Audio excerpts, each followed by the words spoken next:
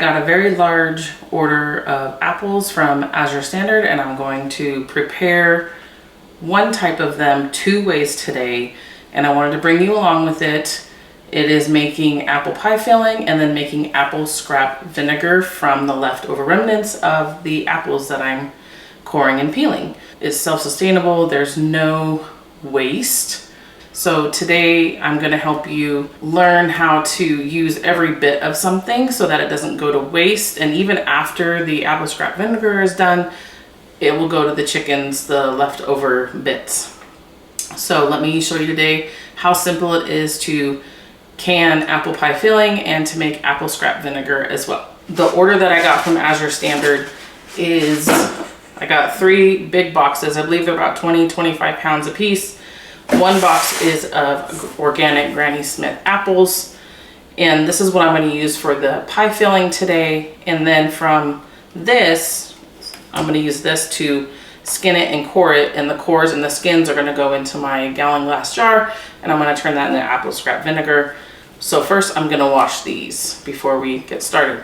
And if you're curious, the other 2 boxes that I have are organic gala apples that I have for snacking for the kids, and then when they kind of start to go bad, I'm going to turn them into applesauce, and I'll probably bring you along for that as well. But I do have another video already that I'll link in the description below if you're curious how easy and quick it is to make.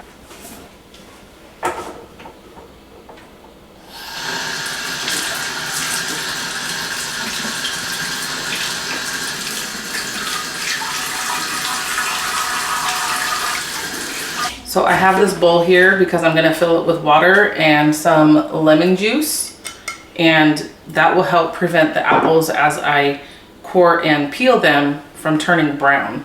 You don't have to do this step if you don't mind them being brown. I absolutely love this apple spiralizer because it is very versatile. Not only is it fun to make snacks real quick for the kids, but it's also great for canning projects like this.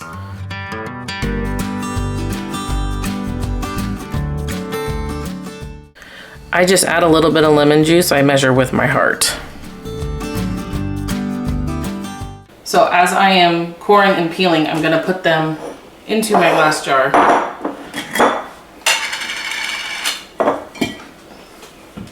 And I will do this until this is about 3/4 of the way full.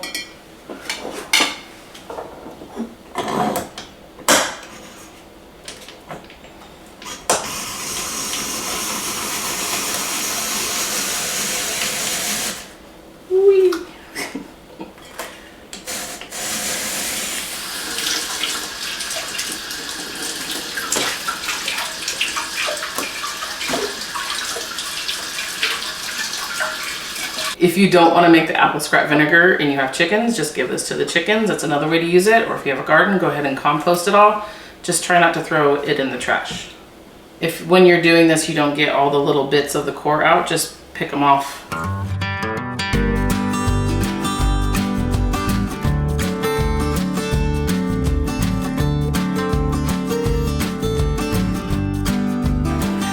So this is about 3/4 full.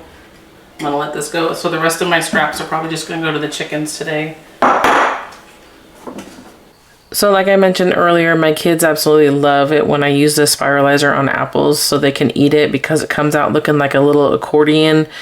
And it is so simple with canning projects like this because it cores, it peels, and then I just throw it into the lemon and water bath. I even do that with my applesauce as well. If I want to take the skin off, it is recommended to take the skin off when you are canning because of bacteria could be hiding in it, etc.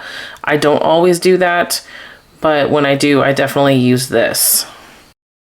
You'll notice as I am spiralizing these apples, I'm breaking them apart before I put them into the water.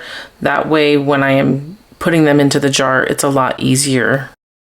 Now that I've gotten all of those apples peeled, I need to figure out exactly how much is there because the recipe I'm using goes by 12 cups of cut and peeled apples. So I have my 8-cup glass measuring here, and then I'm going to use another stainless steel bowl to dump it into once I measure. You can use like a slated spoon or something for this, but I'm just going to plop And so these have already been soaked with the lemon juice. So that's 8 cups. And for this recipe, it does say that for every 12 cups of apples, it'll make about 4 quarts worth of apple pie filling. And based on how much I have is how many quart jars I know I need to clean. Okay, so we're at 16. And then also based off how many I have is going to tell me how many times I need to double the recipe or such. You know, math is involved with canning. It's a great homeschool project. So we're at 24. So that right there is double the recipe.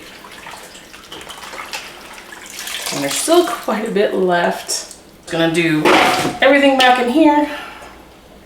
Make it easy on myself for when I have to mix things. I will link these bowls in the description box below because they are absolutely lifesavers during canning season. So this is theoretically 40 cups of apples from one 20-ish pound box of Granny Smith apples. So now I'm going to move on to the next step. If you're wondering what book I'm using, it is Everything Worth Preserving by Melissa K. Norris. This is my first time making her specific recipe. I've done a different one. I'm actually going to omit one part of her recipe, which is to blanch the apples to keep them from getting smushy. I don't mind them being smushy. I'm doing this during baby's nap time, so they're just gonna stay like this. I like smushy apple pie. If you wanted to do it the other way, you would blanch them for a minute. The other thing I'm omitting is the clear gel. I'll just use either an organic cornstarch after the fact or arrowroot powder, as she mentions in her book, to thicken it later on when I'm making the pie. I don't like clear gel. I don't own clear gel, so it's just another thing I'm skipping. So I'm just going to be doing the sugar and the water. So real quick, I'm going to write out some math and then I'm going to show you what I'm doing. So I went ahead and did the math for 3 times the recipe, and I'm going to go ahead and put it all in here, the water and the sugar, and I'm going to bring it to a boil, and then I will add in the lemon juice. Then I have to fold in the apples into this. So hopefully this is a big enough pot. We'll see. I may have to do it folding it into the bowl, which is not a problem. It's just you work with what you have.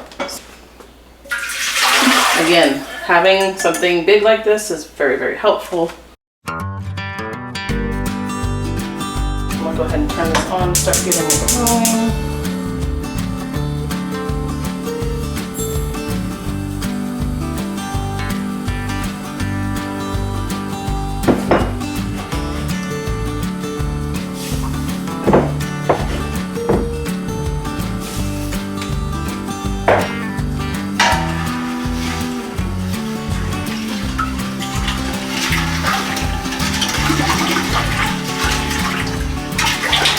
So while this is heating up, I'm going to start cleaning my jars and getting the lids and the bands and everything ready. So based off of the recipe that I'm using, and I'm tripling it, I should need about 12, which is why I have 2 of my canners here.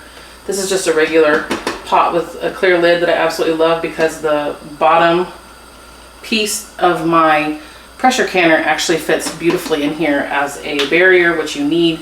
So if you're using one of these, just a regular pot, you need to put like a towel or even lids around on the bottom so that your jars don't touch straight metal on the bottom. And then the water bath canner that I bought, because it has that lovely little thing I'll show you when I do it. So I'm gonna go ahead and start cleaning my jars. And I'll just keep coming back to this as I need. During canning season, I make sure to have lots and lots of lemon juice. I do have a lot of lemons, but being busy mom, that is not something I want to take the time to do unless I absolutely have to. So I use a lot. I am adding in the lemon juice and I'm gonna let it boil for about a minute or so, and then I'm gonna take it off the heat.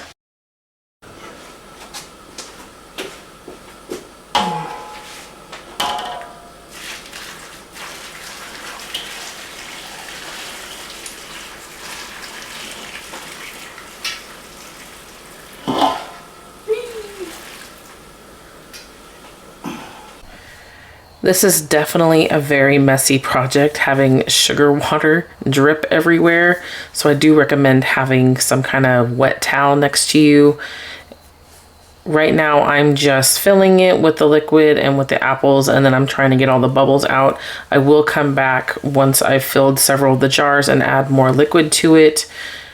And for this recipe, you do want 1 inch headspace, which with that green tool, you see me measuring to make sure. And then also towards the end of this, I do end up taking out some of the apples, because once things start to settle and the air bubbles come out and everything, you kind of have to go back and play with it and just make sure that you're not overfilling your jars. But this right here is why I was breaking the apples in half as I was putting them into the bowl, because it makes it so much easier to get it to the funnel. And then also it's just more bite-sized when you go to make your apple pie filling.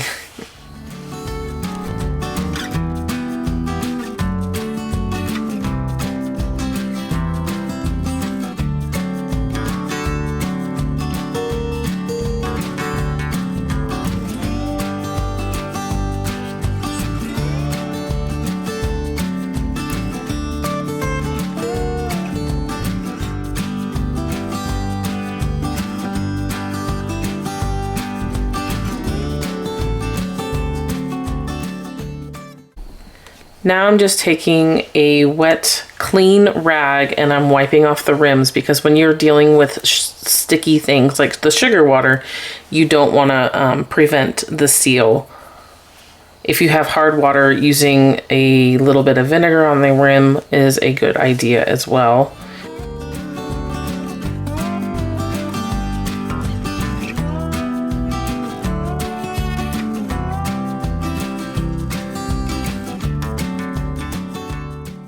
And now I'm just adding on the rings. They say finger tight, but basically you're just not wrenching it down. You're making it tight, but not overtly tight.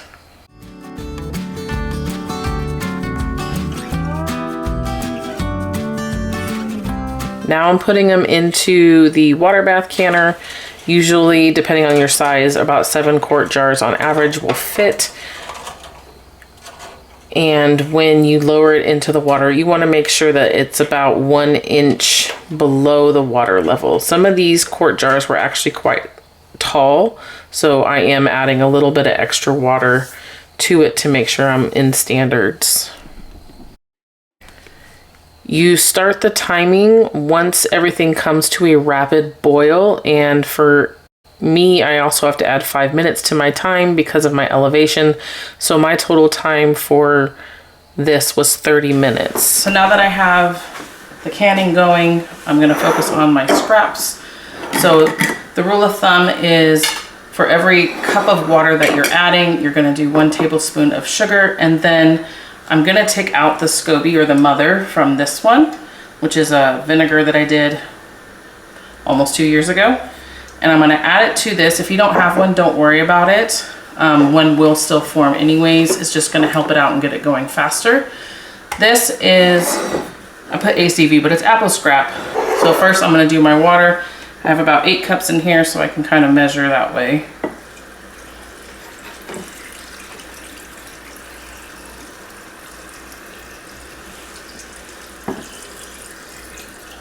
And I will need more water. So while my daughter is filling water, I'm going to take this out. Let's see. I'm going to put it in here. It's a pineapple. It's very good in salad dressings.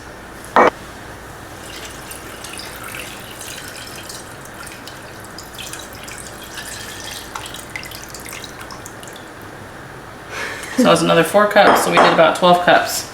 So I'm going to do 12 tablespoons of sugar. Don't worry about the sugar that's being added here. It's more of like a kombucha. It's going to help the bacteria grow and create that mother that you want. Just give it a quick mix, and then I put the mother back on top so that it helps keep the bits down. You can also use a jar, something you just want to keep those bits under the water as much as possible so they don't brown and mold. And then I will cover this with a coffee filter and a rubber band once I find one, and I will leave it in a cool, dark place out on my counter somewhere not in direct sunlight for a few weeks. I will strain it out, give the scraps to the chickens or the compost, and then I will put it into a cabinet again with the filter on top for several more months until it smells very much like vinegar, and then you know it's done. Found them.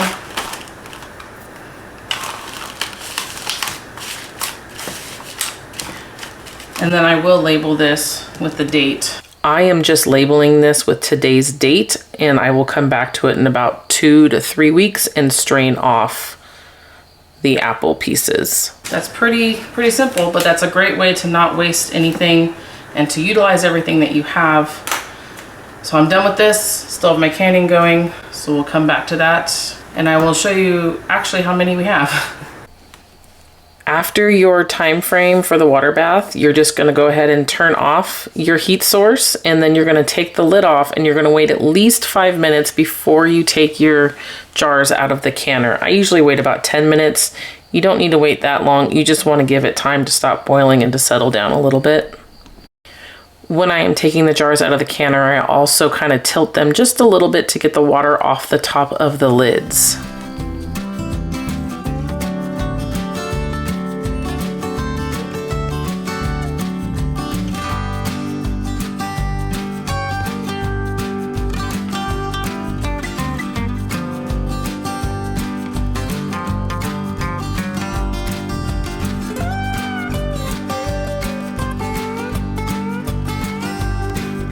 So from one box, roughly about 20 pounds of organic Granny Smith apples, I have 14 canned quart jars of apple pie filling. I also have another ½ gallon in the fridge that I'm gonna use probably tomorrow to make a pie just to see how it is.